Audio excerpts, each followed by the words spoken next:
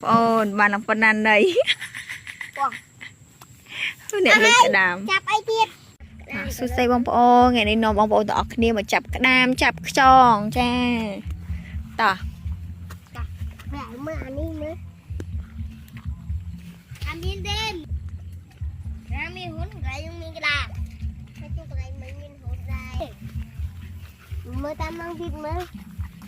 Đâu.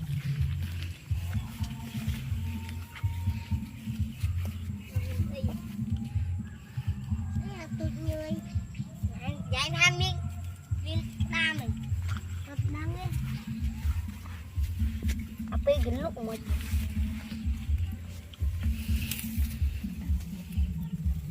đó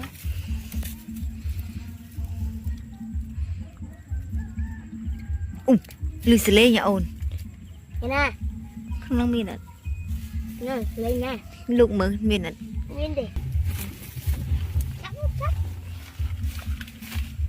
นี่กระดามเบนดามอะไร mặt lư xì lê mình สกคลักคลักคลัก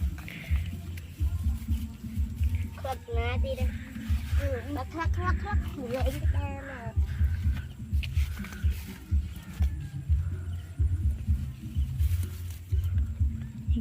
ไอ้เขาบัดจับไอ้จับเมาหักกายใหญ่มือกาย lúc miên hôn mới tít này nị hôn này nhiều nhiều ban ban này cái gì chỗ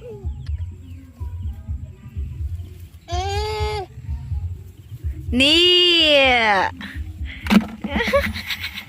với tờ mũi cái tưa đó cho thon tao nó điện nữa lúc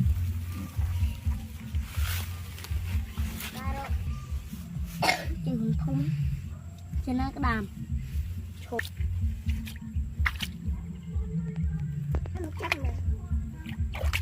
đang huấn ấy à thông thông nhờ đang huấn phú lạnh nhờ lạnh đi tìm mẹ hôn cái này mình là hôn cái đàm tôi hôn gì